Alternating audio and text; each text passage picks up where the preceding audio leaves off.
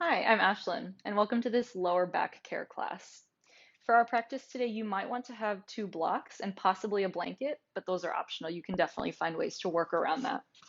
Um, and just a brief little note of introduction here about this class. So, in my experience as a yoga teacher, I've often found it to be the case that when my students and myself complain about lower back discomfort, it often has less to do with the actual lower back and more to do with the muscles kind of surrounding that area. So, if you've been sitting a lot or walking or running, the hip flexors, if those are really tight, they will actually pull on your lower back. That can also be the case that if your hamstrings and or your glutes are quite constricted or tight, that can also have a similar effect and kind of compress the lower back. So we'll address all of those things in a sort of a shorter but a well-rounded practice here.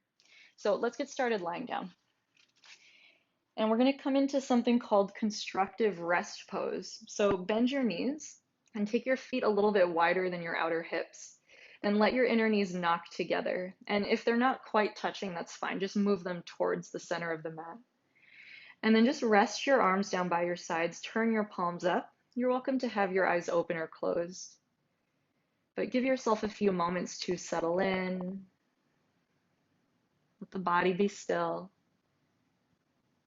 and really check in with how you're feeling in this particular pose. So this is a really good one to remember and keep in your wheelhouse for moments when you might need just some very quick relief from lower back discomfort. This shape has a really lovely way of relaxing your psoas system, which is your primary group of hip flexors. So really feel that, right? You might feel almost like you have like little canals at the front of your hips. Feel the psoas system kind of dropping and descending. Actually starts in your mid back, wraps all the way around your pelvis and attaches at the inner thigh. Might feel some extra space around the lower back and the sacrum. And especially if you've been experiencing this discomfort or pain for a little while now, use this time to maybe remind yourself that you can let go here, you can be safe.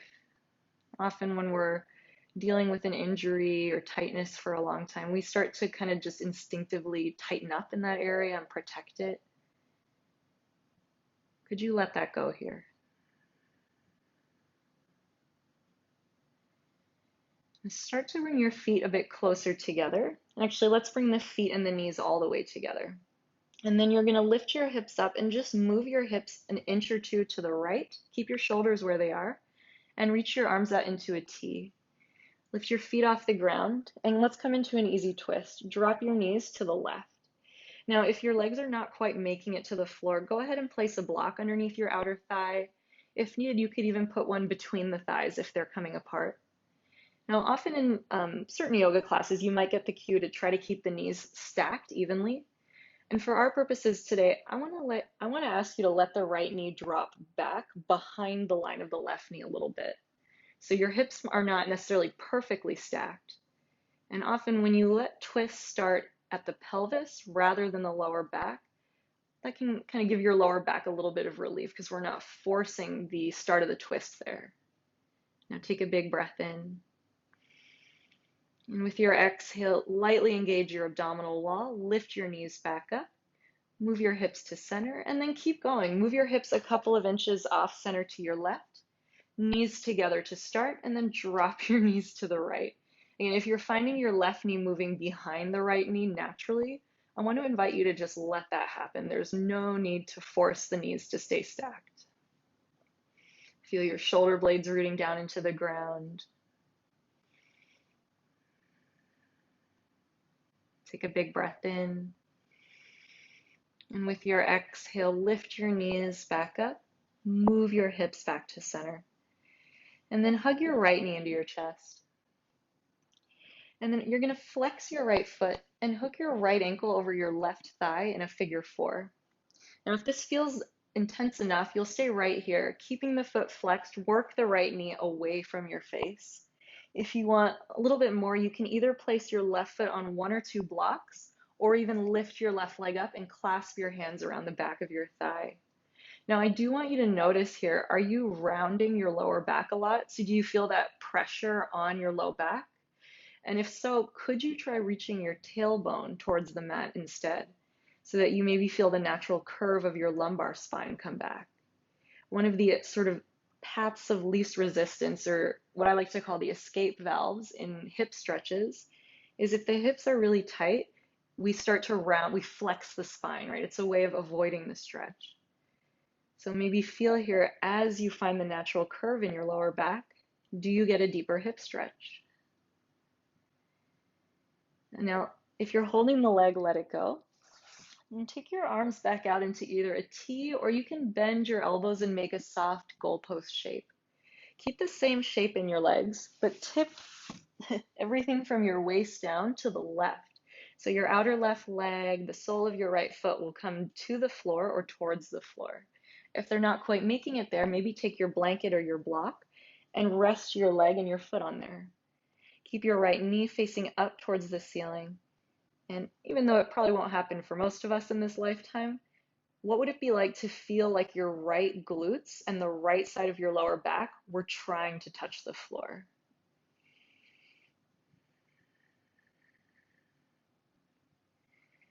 And try to really notice if you're tensing up or gripping anywhere. And it might take a few reminders, but see if you can keep softening into those habitual areas of tension.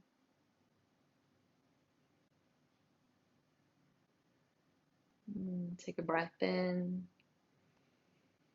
And exhale, lift your legs back up to center. Unhook your right ankle. And if you need to, you can just stretch the legs out to straight for a moment. Just give your knees a quick little break and your hips. And let's try the other side. So bending your knees, lift your left knee into your chest. Flex your left foot and hook your ankle into a figure 4. And then you could stay right here. Work the knee away from you, keeping the foot flexed. Maybe you place your right foot on 1 or 2 blocks, or you can clasp your hands around the back of your thigh. And just notice, right? It's not that this is like a wrong or right way to do it, but for our purposes today, we're trying to keep the back relatively neutral so we can really address everything around the back. So another way to recreate that, to keep the natural curve in your spine, is if you're holding your thigh, try pushing your thigh bone into your hands, even as you're pulling the right thigh closer.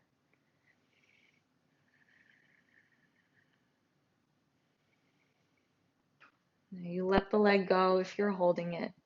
Place your right foot down on the mat. Again, arms in a T or a soft goalpost, and tip from your waist down to the right this time. So your outer right leg and the sole of your left foot either find the floor or find some props.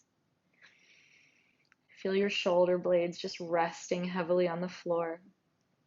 Feel your left glutes and lower back heavy and reaching towards your mat.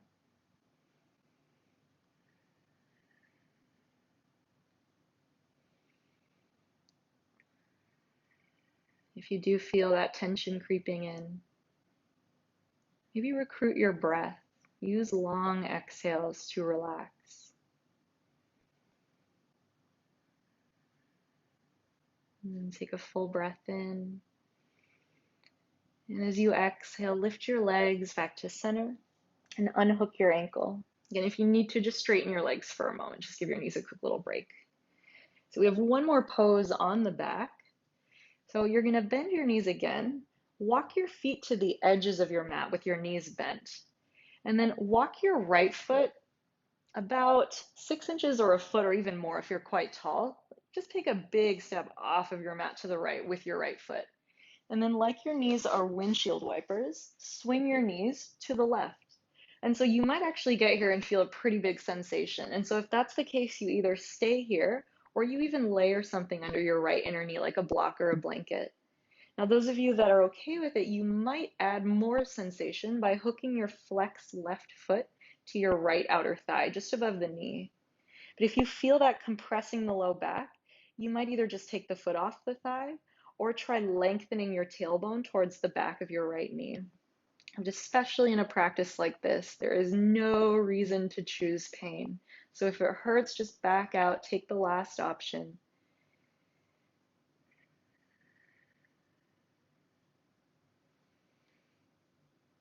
Your arms can be really anywhere you'd like.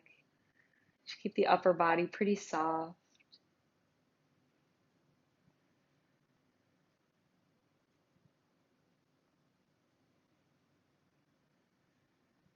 Now, if you've got the ankle hooked, you'll release that first. And bring your knees up, feet to the edges of the mat. And then take a big step off of your mat to the left with your left foot. Keep moving those blocks farther away. And then windshield wiper your knees to the right.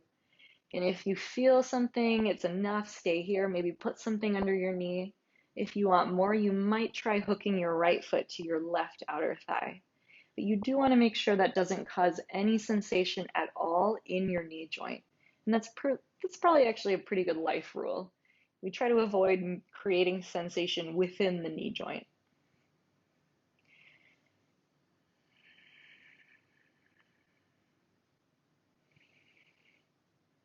It's kind of interesting. These muscles that we're stretching right now, your hip flexors, your psoas system, if you've ever heard a yoga teacher say, oh, your emotions are stored in your hips, I used to think that was nonsense, to be honest, but there is some veracity to it. When your fight or flight response is triggered, this is the muscle group that instinctively and unconsciously tightens. And so over time, fear and stress do actually manifest as tightness in the hip flexors. Now unhook your ankle and lift your knees back up. Good. And then let's roll to a side carefully. Come into the fetal position for at least a breath. And use your top hand to come up to your seat. Good. We're actually going to come right onto all fours.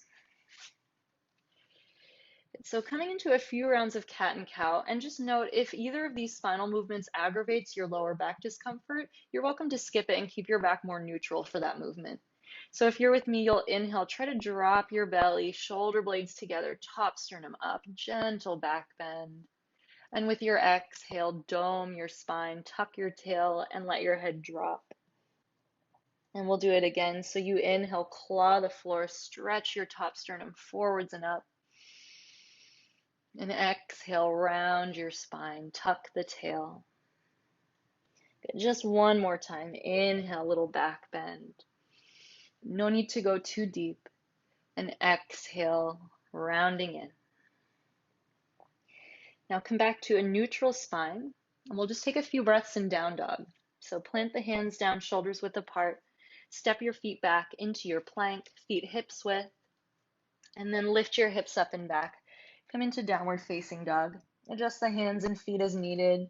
If your hamstrings feel really tight, maybe try this with the feet wide and even closer to your hands than you might normally do it. You can always keep a generous bend in the knees. Feel free to play around a little bit. You can bike the legs out if that feels good.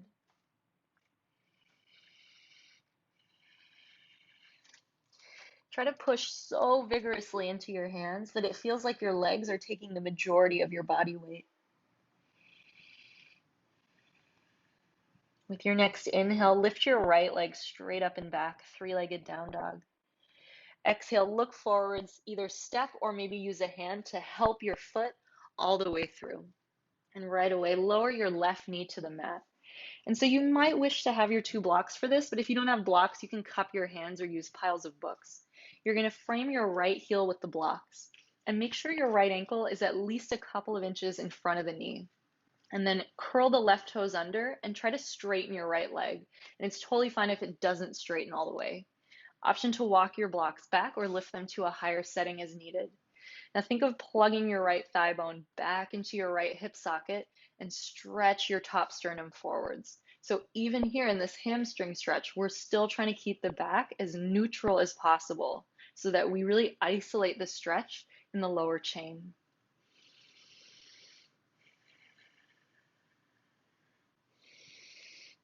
Squeeze an imaginary meter stick between your thighs. Again, notice if there's a tendency to want to turtle, could you keep your spine really neutral?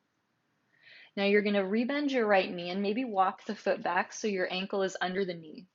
You can either do this next one with a block on the high setting outside of your right heel with your right hand on the block, or you can join me and place your right hand on your right thigh. Now try to keep the front of your pelvis lifting up towards the bottom of your chest, so we're not letting the pelvis spill forwards. Next inhale, lift your left arm straight up. And with your exhale, you're going to tip your torso to the right. Now you can do this with your right hand on a block or on your thigh. If you want to go a little deeper, you could even grab your left wrist with your right hand and use that extra bit of pull to go deeper to the right. So with each inhale, you lengthen the left side of your body. Exhale, a little more space to side bend. This is another nice stretch for the psoas system. Take one more steady breath. And with your inhale, come all the way back up and bring your hands down. Move the blocks to the sides. Plant your hands down and let's step back into downward facing dog. Feel the difference. Feel the tops of your thighs reaching up and back. Push down into your inner foot, into your big toe mounds. With your next inhale, lift your left leg up and back, three-legged down dog. Exhale, look forward, step or help your left foot all the way through. And bring your right knee down. If you've got them, grab your blocks or your piles of books and frame your left heel with them. Walk your left foot forward so it's a little bit ahead of the knee. And with your right toes curled, go ahead and straighten your left leg. Flex your left toes up. Plug your left thigh bone back into your left hip. Squeeze an imaginary meter stick between your inner thighs. And then is your spine still neutral? Can you still feel the natural curves in your back? Take just a couple more breaths here. Now rebend your left knee. Walk the foot back so your ankle is just under the knee. If you're using a block, place it on the high setting outside of your left heel, left hand to the block, or you can bring left hand to left thigh. And with your next inhale, lift your right arm straight up. And with your exhale, tip your torso to your left and do your best to keep your chest parallel to the wall across from you. You can stay here or option to grab your right wrist with your left hand. And as you inhale, really lengthen the right side of your torso. And with your exhale, tip your torso to the left. Note if you need to spin your left underarm a little bit forwards. If you find yourself turning your chest down, take one more steady breath. Reach as you inhale. Find more space to side bend as you exhale. With your inhale, come all the way back up. Lower your hands. Move your blocks off to the side and plant your hands. Step back to downward facing dog. From your down dog, take an inhale, shift forwards into plank. Join me and lower your knees. Keep your belly in. Come all the way down. Elbows back, lower to the mat. And we'll come up into a Sphinx pose. And just note, if the Sphinx variation of this feels like too much, absolutely fine to do it with your hands stacked and your forehead resting on the backs of your hands. You're going to grab your biceps, walk your elbows at least an inch or so in front of your shoulders, and take your forearms parallel, palms facing down. Now, bend your right knee and bring your right knee, inner knee, up to the line of your hip, inner ankle to the line of your knee. So you make a right angle and then another right angle and another one at your ankle. And if you'd like to, you could place your blanket under your right inner knee. Now try to lift your low belly up and away from the floor. Traction your elbows back without moving them. Feel your chest broaden. And we'll just hold this for a few breaths. Again, this is another nice way to get into the hip flexors. If you do feel compression in the low back, do try to actively engage your lower belly off the ground.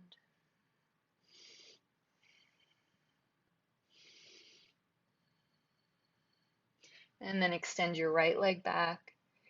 If you need to, come down for a moment. Otherwise, join me. Let's get right over to side B. Bend your left knee. Bring your left inner knee to the line of your hip, inner ankle to the line of your knee. Slide your chest forwards and up through the gateway of your arms. And keep peeling the lower belly away from the floor.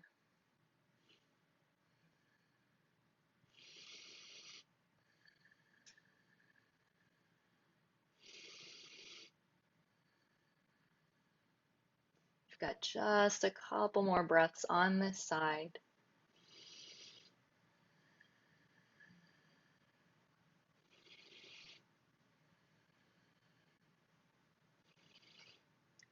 Now with your next inhale, extend your left leg back behind you. Place your hands down next to your chest Curl your toes under, belly in, push yourself up onto your knees. And then take your knees wide, big toes together. If needed, grab your blanket and place it between hamstrings and shins for child's pose. Sink your hips back and maybe reach the arms overhead, forehead to the mat.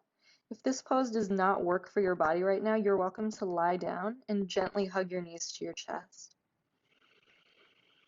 Breathe into your bottom back ribs.